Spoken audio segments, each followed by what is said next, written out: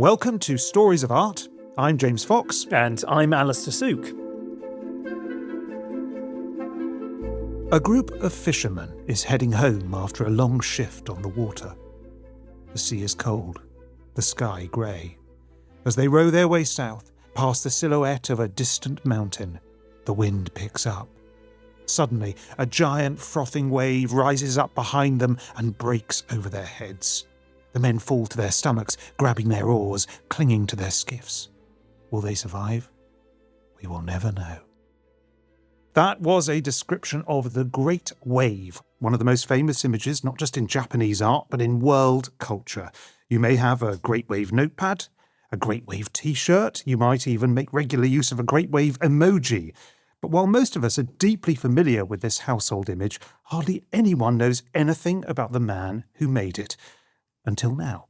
Because in this episode, Alastair, we're going to talk about the remarkable life of Katsushika Hokusai. Alastair, are you a Hokusai fan? I'm a huge Hokusai fan, James, and I'm really excited about this. This was your idea to this week concentrate on Hokusai, and it's a brilliant one.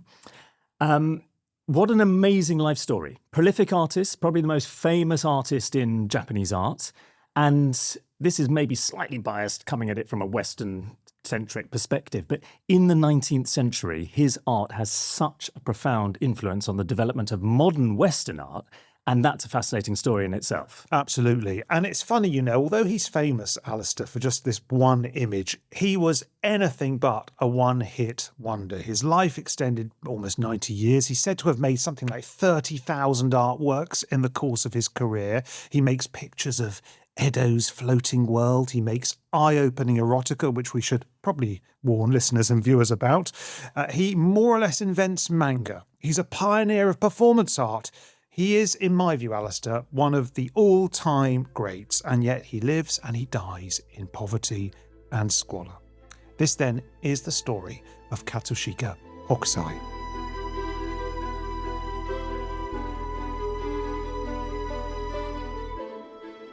I think it's really important with Hokusai to set the scene and to provide some context, because the world in which he lived, Alastair, is very different from the world in which we live.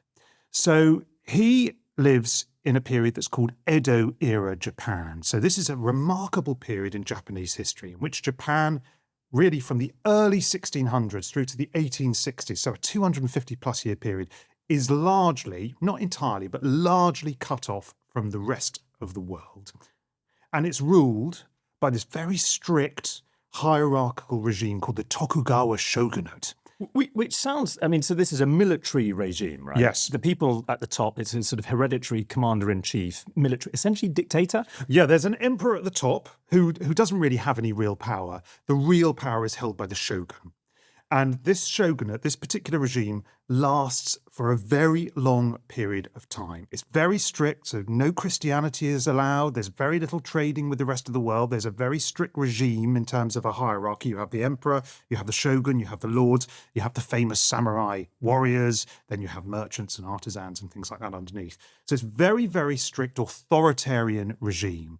But it produces a period of unbelievable peace and stability. So while the rest of the world is fighting like cats in a sack, or is it rats in a sack? There is this unbelievable period of stability and prosperity in Japan between the early 1600s and the late 1860s. So my recollection of this as well is that part of that prosperity is you see the rise of the city in Japan. Absolutely. And I think that's going to be an important part of the story we're telling today. You have these big civic centres, and Tokyo, modern Tokyo, or as it was called, Edo, had, by the time that Hokusai was alive, a population of probably more than 1 million people. Yeah, it was probably the largest city in the world in Hokusai's lifetime. So more than 1 million people, larger than London, larger than Beijing. Yeah, this whole stability that I'm talking about produced unprecedented economic development. It led to these very large cities. It led to very high rates of literacy. And in my mind, Alastair, I know I'm partial, it led to, I think, one of the great civilizations, one of the great cultures the world has ever known. You've got the woodplot prints, we're going to talk about those. You've got kabuki theatre, you've got the haikus, you've got unbelievable ceramics, unbelievable lacquerware, all emerging from this period of relative isolation. And you're right, the capital of this of Japan itself is this enormous city called Edo, which is modern-day Tokyo. And this is where Hokusai is born. This is where Hokusai is born. Yeah, this is a population that's enormous. It's living in this great wooden metropolis that's constructed along a network of rivers and canals.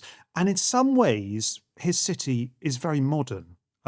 It's because this stability has produced this very hedonistic society. Now, it's worth probably exploring that as a concept, because part of the evolution of the city in Japan, as I understand it, is that you have a very stratified society, but because you have peace and because you have prosperity, there are some classes of society, notably probably artisans and merchants, who start to become quite rich.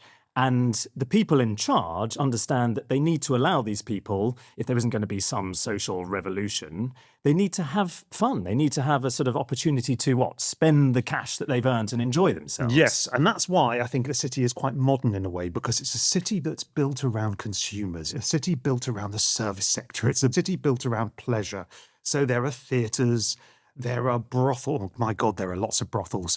There are restaurants, there are bookshops, there are libraries. There is all kinds of fun that is at people's disposal. And this is the city that Hokusai is born into. So he's born the end of October 1760. It's quite difficult to translate these dates to Western dates, but it's pretty much end of October 1760. He's born in a working class suburb of Edo, that's sometimes called Katsushika, which is why we often call him Katsushika Hokusai. I did not know that. Interesting. It's not really his name. It's like Leonardo da Vinci. Yes. Da Vinci wasn't his name. It was the place he came from.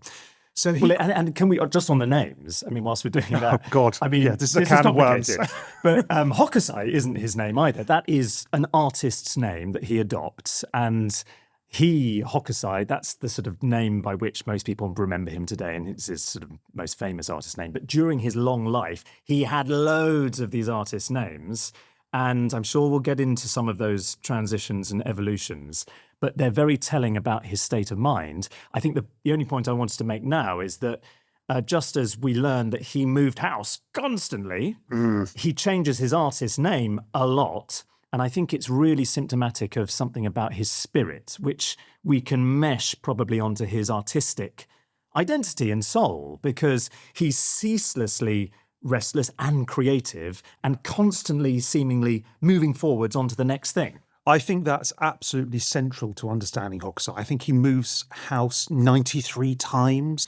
He is constantly changing. He is restless. He is constantly trying new things. I think that's the source of his power, actually. I think if he were alive today, he would definitely have an ADHD diagnosis. But that's the source of his genius, that he's never standing still. He's always experimenting. And indeed, his first name, when he's born in October 1760, is Tokitaro, which means firstborn son. So he was the firstborn son of a working class family. And what do we know about the family? Nothing. Really nothing, because at the age of 3, he was adopted. He moved families. I mean, we've already mentioned Leonardo. Leonardo was, an illegitimate boy. He's born out of wedlock. This is the same with Hokusai, we think. So, age 3, he gets removed from his biological family and given a bit of a social upgrade and moved to another family. We should probably say that this process of adoption was relatively common at this time in Japan. So children were constantly moving families. Is it sort of seen for a family as a way of social advancing, your preferment? If you can get a place, it's worth saying goodbye. And also, presumably, the family would still have seen Hokusai, do we think? Or we don't know, but no. I presume so. But yes, that's one of the reasons why people would be adopted. It was a way of getting a social upgrade for your child. But there were other reasons as well. If you, for instance, were an artisan, you're running a workshop and you don't have any sons, you've only got daughters, you can recruit a son to take on the workshop. If you are elderly and you don't have any children at all and you need some help being looked after, you can recruit an adult child who will look after you as you become more and more infirm. So this is sort of what happens here, because the adopted father is a craftsman. He is a craftsman, yes. So this is the Nakajima Ise family, and they are pretty respectable artisans. They are mirror makers for the shogun himself, so they have a sort of royal appointment in the way that Smythson's produces notepads for the royal household. So Got it. the Nakajima family produced mirrors for the shogun. Mirrors were very different back then. They didn't have glass mirrors. So what are they made of? They're made of bronze. So they did have some glass in Japan at the time, but they didn't have the capacity to make mirrored glass. And so they were made from bronze, and then you'd have to polish this bronze interminably to make it reflective.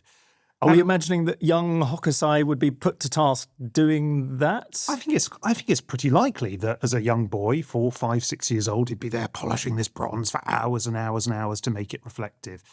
And so you would suspect that he would then follow in his adoptive father's footsteps and become a mirror maker himself. But he doesn't. And at the age of 12, he takes on a very menial job. He's a delivery guy. He's a book delivery guy. Now, I think I mentioned at the start of this episode that Edo Japan was a very literate society, far more literate than any country in the West. And Edo, the city itself, was just book obsessed. There were 600-700 lending libraries in the city. And Hokusai gets this job working for one of them. So his job would have been, as a 12-year-old boy, he would, in the morning, go to the shop, pack a backpack full of books, and then run through the street on his little spindly legs from borrower, from back to the shop and then back out again. And this, I think, Alastair, would have been quite formative in his career, I think. Is it worth thinking about the sorts of books, what we mean by books at this moment in Japan? Because clearly there would have been the equivalent of the stories with full of characters and they're sort of text-driven. It's novels. Lots of novels. But you also have, and this is really key in Japanese culture, you have essentially storybooks which are picture-driven. And so Hokusai, as a young boy, he's coming into this climate of this very sophisticated, long-standing publishing world that you've described. But a huge part of that culture is that it's a space for visual artists to work commercially, to have a career, to produce the images which end up in these books. Absolutely. That's an absolutely enormous part of an artist's life in Edo, Japan, is to produce illustrations for books. And I think this must have played a really important role in what he subsequently went on to do. I just have this feeling, I'm pretty certain this would have happened, that halfway through a shift, little Hokusai would have found a quiet corner behind a building and opened up his backpack and taken out the books and looked at them furtively before returning to his shift. And I think it probably did kindle this lifelong love of books and book illustrations. It's quite tempting to imagine him as well possibly copying images that he loves. I mean, certainly you have this, we know from the way his career and his life goes later, that he is so prolific. His creativity is just so exuberant and fertile. It must be the case that as a young boy, in the way that you see children today who are very talented visually at art, they're always drawing. And he must have been doing that. We know this because he says in a famous quotation that he was drawing relentlessly from the age of 6. Right. So he was already into it. And so the books were just adding fuel to the fire, I think, of his inspiration. And indeed, after 2 years as a delivery guy in Edo, he actually becomes part of the, I suppose, procedure of making these illustrations for books. He becomes an apprentice to a block cutter. So we've talked a little bit about the importance of illustration in books. The way it works is you had lots of people involved in the production of these illustrations. Most of the illustrations in books, in fact, all of them, were woodblock prints. And so a publisher would commission an artist or a designer to make a nice picture. A copy of that picture would then be sent to the block cutter. The block cutter would stick that piece of paper onto a piece of wood, normally cherry wood, because it had very fine grain. You could cut very detailed patterns, and then would cut through the drawing and create the design on the block. And then the block would be passed to the printer, and the printer would print out the image. I mean, it's quite complicated what you're describing, but immediately to me, it resonates. I think it will resonate for many listeners and viewers, this idea that actually this moment of fine art in Japan, it's hugely collaborative. So yes, Hokusai is a towering genius, but a lot of the images that we see and associate with him, we're going to talk later about the extraordinary paintings that he produces, particularly towards the end of his life. But these prints involve many different people. So it's quite possible that the subject matter or theme of a particular series might be, say, the publisher's idea. It's commercial interest. We think that this is going to really work. And then Hokusai, as he will be later, he's creating that drawing, which mostly will be destroyed, won't it, in the course of transferring it to the block. But if you have to think about the tremendous skill that would have been required to carve the blocks so that, and this is, I think, the trick, the block cutter has to try and replicate or create some sense of the mark making, the spontaneity, the energy and spirit of that drawing that's going to be destroyed. And that can't get lost in translation. And that's a real skill. And then you have the printer, as you say, who then themselves bring various techniques and tricks to create various effects. Yeah, and I think this experience that Hokusai has as a block cutter must have also been formative, because I think this is the way you learn the limits and the possibilities of the medium. And I think that's why he goes on to become the greatest exponent of the wood block print of perhaps all time, because he understands what can be done, how that medium can be stretched, what will work when cut into wood and what won't work. But he doesn't last all that long. We've talked about his constant restless energy. Yes, he's already got it. So, after 4 years of being apprenticed to the woodblock cutter, he leaves. And age 18, he becomes apprenticed to an artist who's called Katsukawa Shunsho. Katsukawa Shunsho is a very respected artist who produces works that are often called, I'm sure you've heard this word before, ukiyo-e. Well pronounced. Thank you very much. It's probably completely wrong. Let me just get that right. Ukiyo-e. Ukiyo-e. Okay. Have you heard that phrase before? Oh, I've heard that phrase. And ukiyo-e, I mean, it's such an alluring concept within the history of art. I think it means pictures, paintings of the so-called floating world. Very good translation there. Yeah, the floating world. I mean, you've already described all of these civic urban entertainments that lots of people back in the day in Japan would have enjoyed. And quite often, that military dictatorship that's ruling society sanctioned these things, but they were walled off, weren't they? There were specific districts of the various Japanese cities behind walls where people could go to enjoy themselves in these tea houses and the many brothels that you spoke about earlier, James. And over time, the pleasures, the activities, the various scenes, and some of the celebrity figures that you might have encountered there that people would have known about, they start to be expressed and depicted by visual artists. Yeah. And these artists are creating and catering to this market, this appetite for imagery of this world, which is all about contemporary fashion, all about contemporary consumer society, if you like. And Hokusai, that already exists. That's a tradition that's already there. And so I think it's the case that when Hokusai joins the studio, becomes a pupil of Katsukawa Shunsho, quite soon after that, you find him creating pictures of maybe kabuki actors, maybe pictures of beautiful women, the kind of fashionistas you might encounter in the so-called floating world. And the floating world, just very briefly, it comes with these associations, doesn't it, of, I think you've already used the word hedonism or hedonistic. There's a sense originally that it was more of a Buddhist concept, this idea of the transitory, fleeting nature of the world, which you could say is slightly pessimistic. But by the time that Hokusai is born, it's evolved, and it's more about simple pleasure seeking and kind of life-affirming. I think what it comes to refer to is this almost Baudelairean notion of the city as a place of hedonism, of wandering. I mean, that's a brilliant analogy, and it's also particularly useful because later on it will become even more relevant. But when you say Baudelairean, what do you mean? Well, Baudelaire was a French critic who was really writing about mid-century Paris and was talking about the city in which people were wandering through the streets, going to restaurants, going to nightclubs. There was a kind of sense of evening pleasures, wandering, aimless decadence. I think the word was flaneur. The flaneur is the term he uses. But this is a concept, at least, that's being used in Japan long before Baudelaire comes along. So it's sort of the city as spectacle. It's the city as spectacle. And you're completely right. The images that come out of this, the ukiyo-e, the e means the image of the floating world, are describing some of those pleasures that you can find as a middle-class flaneur in Edo. So Shunsho's studio specializes in two particular kinds of image. They produce images of courtesans, of beautiful women, beautifully called Bijinga. And they also make images of kabuki stars. Kabuki is a very, very popular form of Japanese theatre in this period. It's very amusing. It's sort of the closest thing in the UK would be pantomime, but it's an enormous cultural phenomenon in Japan then as now. It's very familiar to us that an actor would be a celebrity.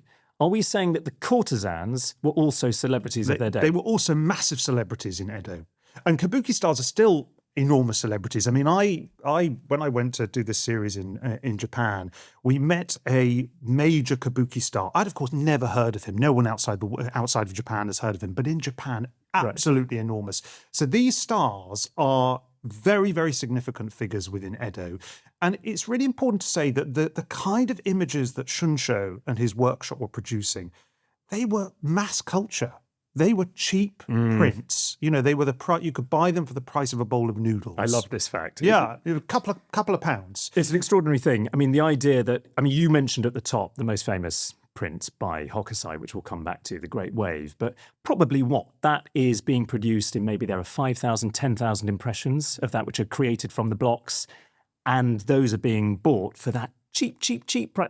I have no idea what they'd go for today. A hell of a lot more than, the price of a cheap meal around the corner from where we're recording this in Soho. Absolutely. And people would only keep them for a bit. They might have them up on a wall or enjoy them for a few weeks or a few months, and then they'd throw them away and they'd replace them.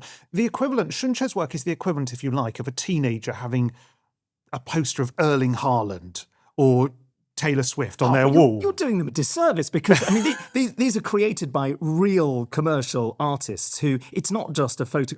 My daughter has many, many pictures of Taylor Swift on the wall. None of them quite have the beauty and dynamism I would suggest. I put it to you, James, of the woodblock prints of 18th century Japan. They may not be as aesthetically refined, Alastair, but the purpose, their function was similar. The function was the same. It was the idea of just having a nice cheap image that was giving you a bit of pleasure, that was expressing your particular taste at a given point in time, but they were ultimately ephemeral. And when you moved on and you picked up new interests, they disappeared. They came down off the wall and they went into the bin and they were replaced with the next person. So Hokusai works for quite a long period of time in Shunsho's workshop, but in 1793, and actually he takes up a different name at this point. So again, we've talked about Hokusai's many different names. He calls himself Shunro at this point. So after Shunsho, he becomes Shunro. So this is the name of another school or artist that he's taking on, is it? Exactly, after his master. Yeah. So Hokusai, who's now known as Shunro, he works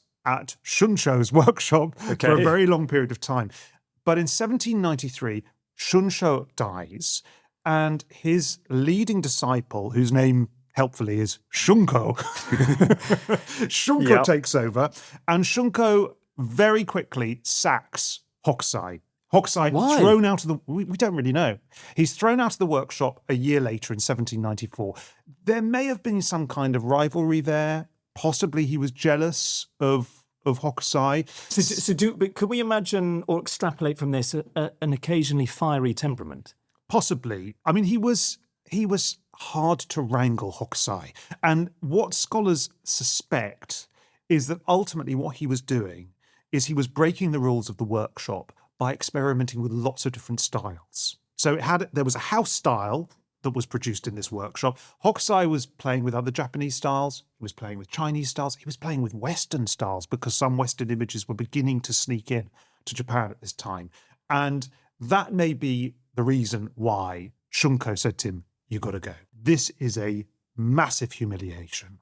It's a significant setback for him. Let's remember, he's not a spring chicken any longer. He's 33 years old, 34 years old. And so far he's just had a fairly middling career, right? Very middling. Probably still fairly impoverished. Is he making much cash by this point? Or? Never making much cash. The thing to say is that all these people working in the woodblock industry, it's the publishers who have all the money. There are no royalties paid. An artist designer is paid a flat fee to make an image. It's a very small fee. He is impoverished basically throughout his life. As a journalist for a newspaper, it feels very familiar, James. It's one of the reasons why he has to move 93 times, is that, he cannot settle down. And so he's 34 years old, 1794. He's been thrown out of the workshop, major setback, no income. Most artists at this point are working in the context of a large studio, so he doesn't really have any professional future. And to make matters worse, Alastair, in that same year, his wife dies. And this leaves him a single parent with 3 children, a son and 2 daughters. Terrible situation. And some accounts, I don't know how reliable they are, but some accounts say he goes on to have a period of sort of dissolute existence, gambling, going to prostitutes and so on and so forth. He even apparently, one account says he ends up selling chili oil from a barrow in the street. That's the only way he can pay his bills. So it's a really, really bad period for him in 1794, 1795. It's slightly sad to reflect that this towering genius of world art never really quite made it in a financial sense in his lifetime. No, even right at the end of his life, he still is living in poverty. It's partly that, it's very difficult for artists to make money at that time. It's partly that he's very poor at managing his finances, and he lives this very reckless, thoughtless, life in some ways. But he suddenly finds himself mid-1790s on his own, and he renames himself, of course he does. He renames himself Sori. Yeah. And he embarks on a career as a freelance artist. And after the break, we will hear just how he gets on as a freelancer. To see images of all the artworks in this episode and all our episodes, visit HENI.com/stories of art or visit the HENI Talks YouTube channel.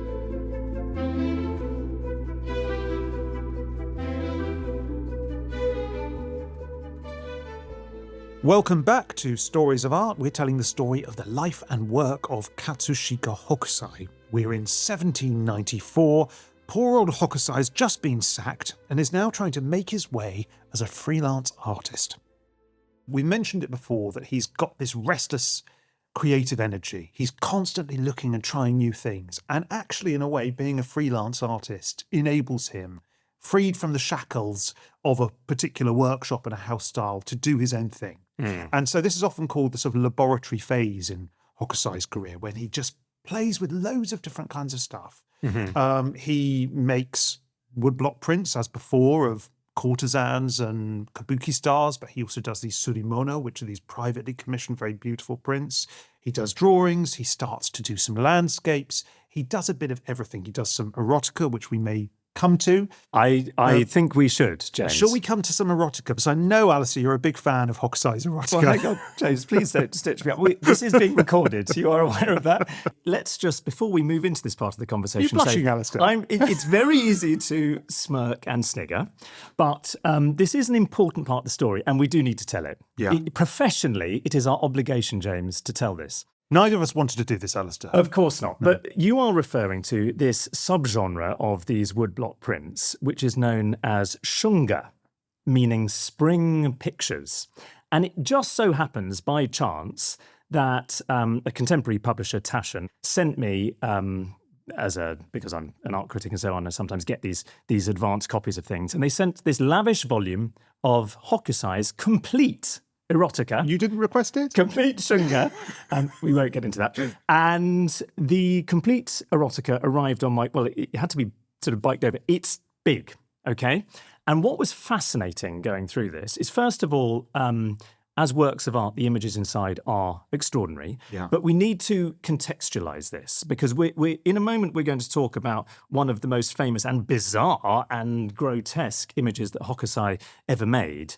But you need to contextualize it to really understand it. And the point about shunga is that very early in his career, within 2 or 3 years of being an artist, Hokusai is producing initially monochrome shunga, these spring pictures associated. And we got to be honest, they are sexually totally explicit. They mostly depict, and this is true of the wider genre which many artists contributed to, they mostly depict heterosexual couples, but not exclusively. And I think a key point to make about them is that they rarely depict sexual violence, and instead you often see a situation of mutual pleasure between men and women, in which women's sexual pleasure is being championed, if you like, in a way that I think would be quite resonant with our values today. And the really key thing to get in your head about it is that whereas in the West at this time, and still to a degree now, judging by the way we've been, ourselves slightly tying ourselves up in knots to talk about this, this stuff might have been historically seen as an obscenity. In Japan, that's not quite the case. No, it's not remotely controversial, No. not remotely taboo. This is something, it's a very popular genre of image production. It's widely popular across society. Married couples would often buy some shunga after they got married. I mean, it was a very big part of the market. And Can I say very briefly, James, just because this is irresistible and we've spoken about the artists' names. Flicking through this book, I discovered that one of the late examples of shunga that Hokusai creates is a volume called The Adonis Plant. And I don't know that. Well, Tell me more. Yeah, well, You've obviously studied this very closely. The detail I liked about it is that you have to understand the shunga they're sort of tolerated. So they're not quite banned. Everyone knows that people like them and buy them. But at the same time, there are these sort of restrictions. They're slightly frowned upon by the authorities. Things change over the years, but in broad terms, that's the case. And as a result, publishers and artists don't quite put their real names to the shunga. But Hokusai, they come up with pseudonyms. Just to give you a flavour. Thank you. Yes, please. Hokusai's pseudonym for the Adonis plant was Insuitei Joko. Probably butchered the pronunciation. And a literal translation of that is lewd juices lady lover. Wow. Wow, indeed. That's but it something. suggests that there's an element of play and humour, which I think also comes into the shunga.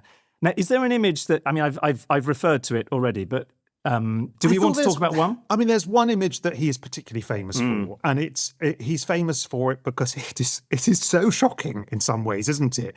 It's quite bizarre. It sticks in the mind. It's called The Dream of the Fisherman's Wife, and it depicts a young Japanese girl. She's probably a free diver. She's probably been diving for pearls or for shellfish, and she washes up on a beach, almost dead, actually, when this giant octopus emerges from the water. It's as big as her, and how do I describe this in a genteel way? He uses his suckers to revive her in a particular place, and she is enjoying being revived by this octopus. It's actually... You're being very coy, James. The octopus is performing oral sex upon this diver. I think we just need to spell that out. Thanks for doing that for me, Alastair. And there's another octopus. There's a baby octopus who actually is the big octopus's son, who's doing the same on other erogenous zones.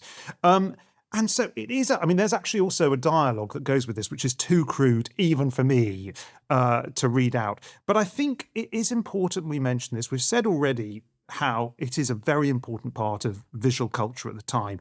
But I think it's also important that it gives you a sense at this stage of the full scope of Hokusai's output. He was an image maker. He made all kinds of images. He made some very refined images. He made some very crude images. So that distinction we have in the West between fine art and popular culture, it just doesn't make any sense when you're talking about someone like Hokusai, does it? It's much more porous. I sense, James, you're trying to interest away from this image, but I insist we analyse it further. It is, the reason I want to is because I think artistically it has tremendous merits.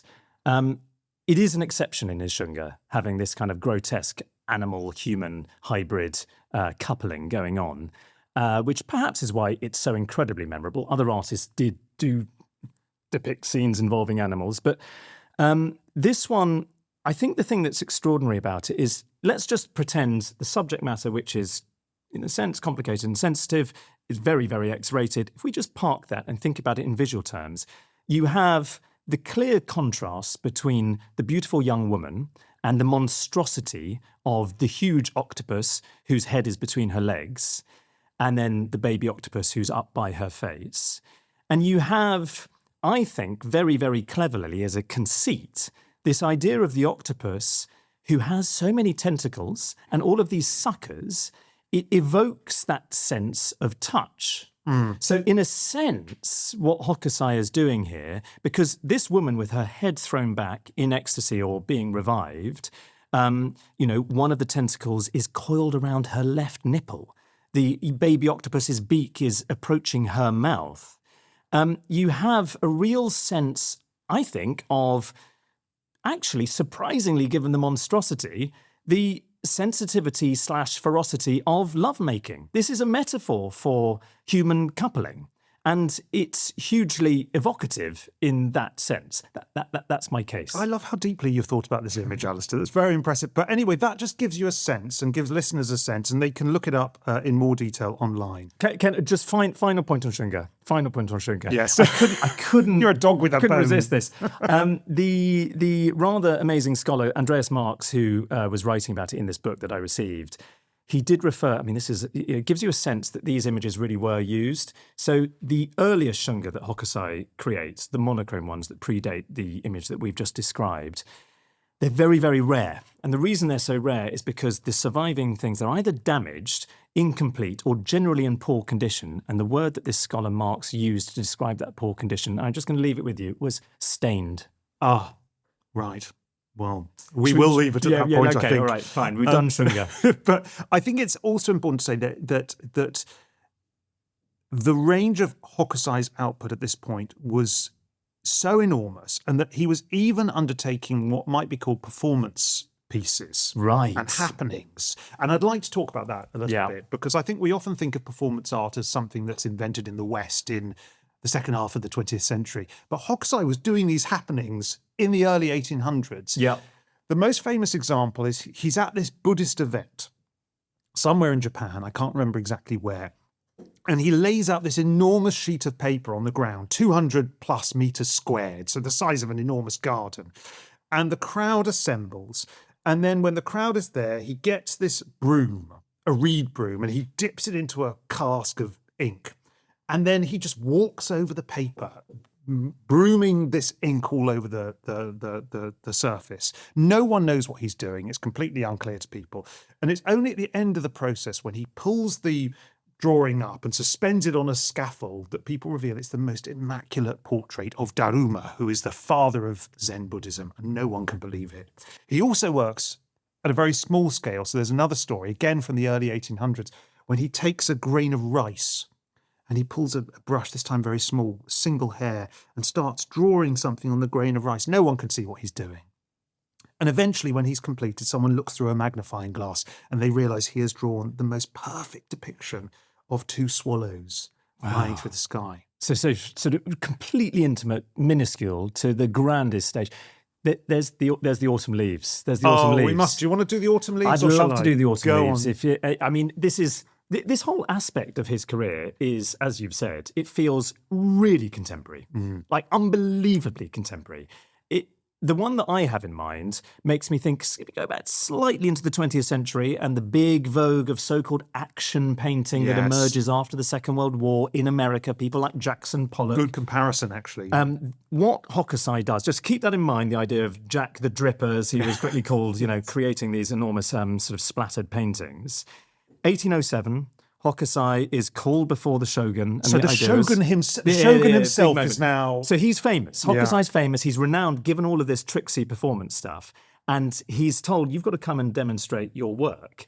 And what he does here is there's a sheet of paper, and he paints just very simply a few lines of blue onto the paper. And presumably people are looking on thinking, what's he doing? What's going on here? And then suddenly, and this is the great reveal, he plucks out from a basket a live chicken, okay? And he dips the legs of the chicken in red ink and then puts it onto the paper. So it walks across and obviously leaves impressions on the paper on these blue marks. And then at the end, I don't actually know what happens to the chicken. Presumably the chicken's taken off and put in the basket, but the chicken's out the picture. Eaten, perhaps. Eaten, maybe as a celebration. Escapes. Who knows? But his sort of flourish at the end is, have a look at this image, picks it up, there it is. And the title he gives it is Autumn Leaves on the Tatsuta River. And you can imagine those chicken feet in red, like maple, like fallen red or tunnel leaves on the blue of the waves in the water. And it's just ingenious. It's so brilliant. Do we know if the shogun approved? He must have loved it, surely. Well, you'd have to be a bit of a cold-hearted bastard to respond to that and say, not good enough, I don't know actually. What do you happen? Do we have don't documentary know. evidence? I of the don't Shogun? know, but I think that obviously it was whether it's completely true or not, we don't know.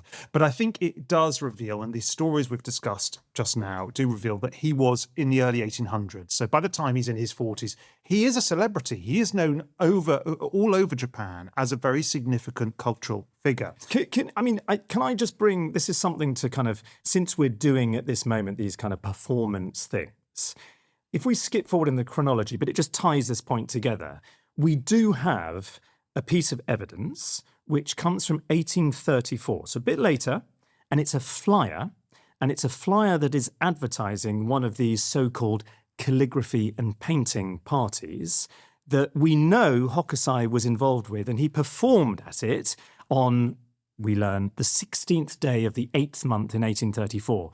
And the reason I bring it up now is because I think it's useful to remember the vogue, the appetite for these public performances, where as a piece of entertainment, you might go probably into some nice restaurant, maybe there's an upstairs party room, a lot of people are gathering, and you're there to watch these bravura virtuosic performances on behalf of the artists. And this particular flyer has this text by Hokusai, which I think is quite interesting. He talks about it in this text. He says, "I've enjoyed painting since childhood, yet for more than 70 years now," and forgive me for skipping forward in the chronology, but for more than 70 years now, I've not been able to fathom its depths.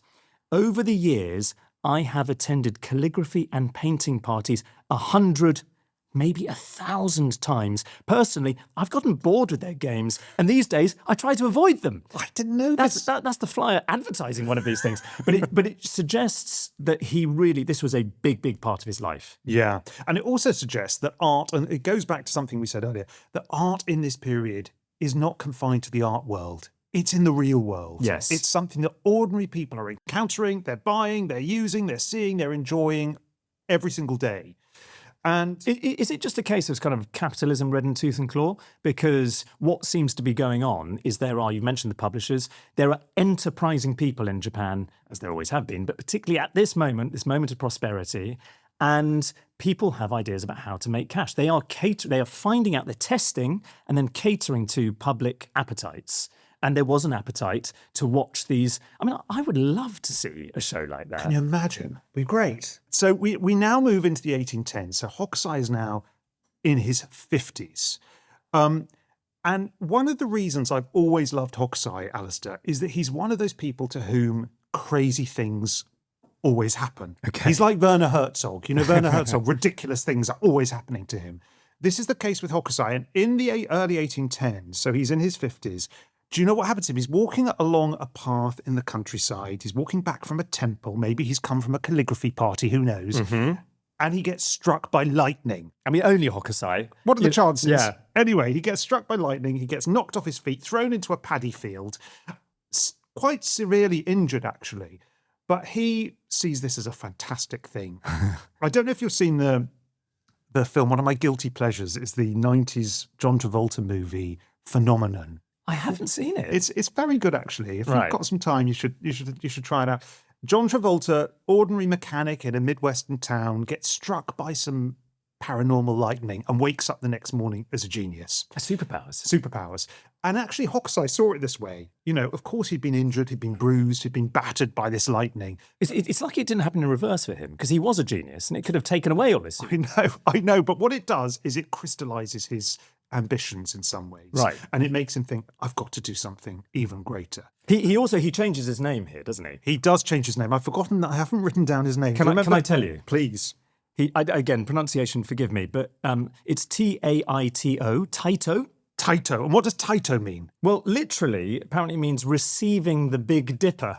Oh, right. Well, he obviously got struck by the Big Dipper anyway in this period. Star blessed, I think, is one looser translation. Okay, that would make sense, because certainly he felt that it was a gift from the heavens, this lightning strike. Yeah. And it's one of the reasons, not the only reason, but one of the reasons why in the 1810s he embarks on, I mean, what in some ways, Alastair, is one of the most ambitious projects that any artist has ever undertaken in history, which is essentially to draw everything in existence. Oh my God. To create a visual encyclopedia of the universe itself. And he calls this project manga. Right. Now, when you hear the word manga, as we call it in English today, what do you think of? I think, broad terms, essentially a kind of Japanese comic book. Yeah. I think what was the beginning of the modern manga tradition? Is it Astro Boy? Yeah. I forget the artist's name, but this is essentially there's a story. There are characters in visual form and hugely popular. Kind of think comics, but I think crucially there is a narrative element, right? Yes, but that's not how it used to be. And that isn't the case here in what you're referring to. No, I mean, Hokusai wasn't the first person to create the term manga, but he was one of the first to do so, and certainly the first to properly popularise it. The term back then essentially meant random sketches. So it comes from man means random or assorted, and ga means line drawing. It's why we go shunga. And bijinga means a line drawing. And so this was essentially a set of sketches of things. And over the course of his life, he produces, I don't know, 12+ volumes, thousands of drawings. And he draws absolutely everything. Have you ever leafed through these manga books? I have. I'm slightly familiar with them. I've never really studied them in great depth, but the images that I've seen from them look almost like, are they grouped together by type and theme? So it could be whirlpools. Yes. Or it could be particular type of figure. It's almost like a cheat sheet for artists. Yeah, they had a pedagogical function. So these as you say, there was nothing that was too banal for him to draw. You know, he would draw, there's a whole page on pots, for instance, and there's a page on grass, and there's a page on insects.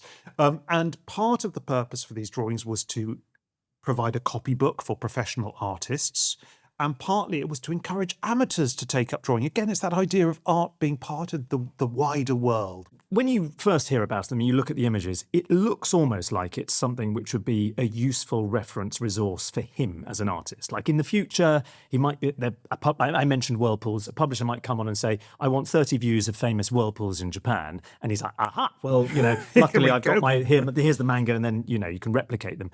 Are you saying that they were available for sale and there was an appetite to buy this stuff? They were not just available for sale, it was a massive bestseller. Right. Multiple volumes. People were buying them by the truckload. Of course, the publisher got all the money. He didn't really make any money from his series of manga volumes.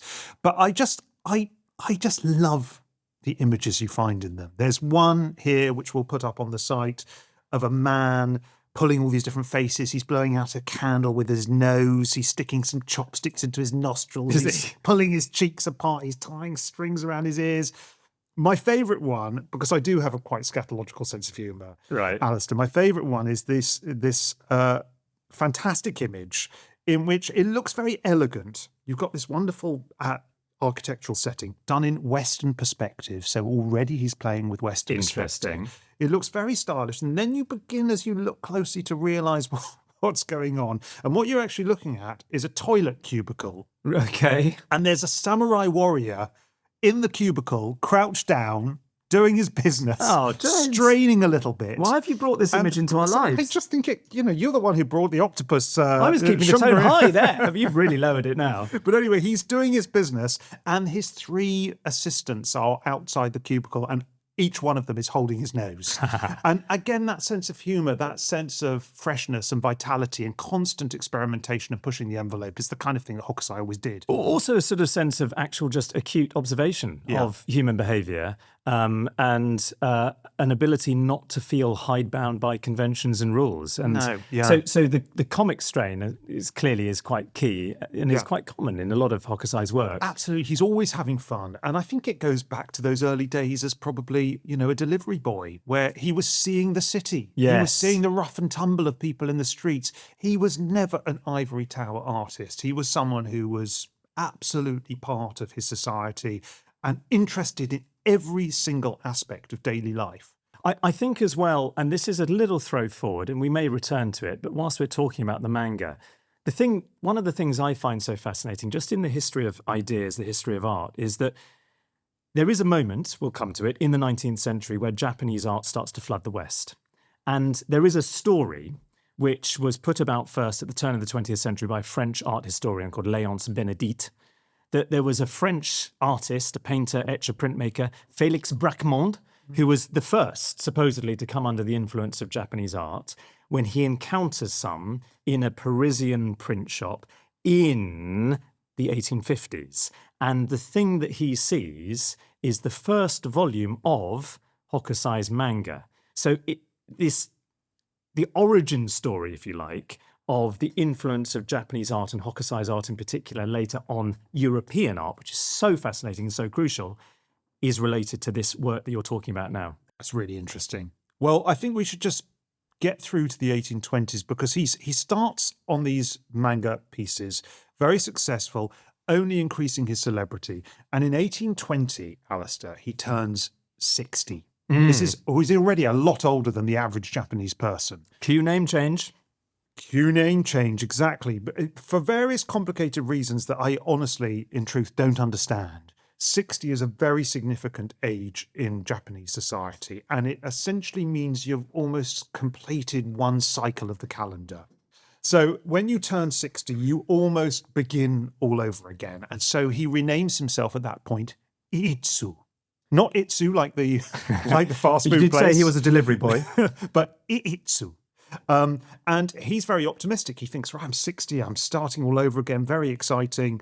But actually, the 1820s, his 60s, is one of the worst decades in his life. I have heard a little bit about this. I mean, it's sort of astonishing / tragic, the various things that befall him in this period. Yes. So he's already been struck by lightning. You think that would be enough misfortune for one man's life? But it isn't in his case at all. I mean, it begins in the early 1820s. His daughter dies, a much-loved daughter dies. Then his second wife dies. So his first wife had died back in 1794 after he was thrown out of the Shunsho workshop. His second wife now dies. But in a way, the biggest problem he faces in the 1820s is his grandson. Yeah, I've heard a little bit about him. He's generally described in the sources that I've come across as delinquent. Yes, I think that's He had a gambling problem? He had an enormous gambling problem and ended up racking up enormous debts. And the way that debts work in Japan at this time is that if anyone in the family has debts, the rest of the family are liable to repay them. So Hokusai is liable? Hokusai is liable for colossal debts, and he doesn't have any money anyway.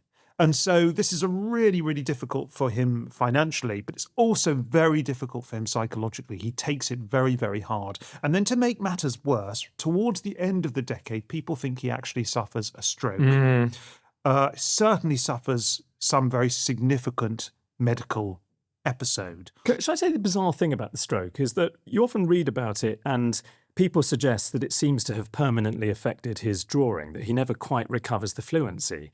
The really bizarre thing is that we've been talking now for whatever it is, the best part of an hour, and we haven't reached the great masterpieces that Hokusai creates. I know. So it's post-lightning strike, it's post-stroke that Hokusai creates the images which have made him world famous. And that, Alastair, is what we're going to talk about in our next episode, when we'll conclude the story of Katsushika Hokusai and explore his most famous work, the 36 Views of Mount Fuji, featuring, of course, the Great Wave. Until next time, goodbye. Goodbye.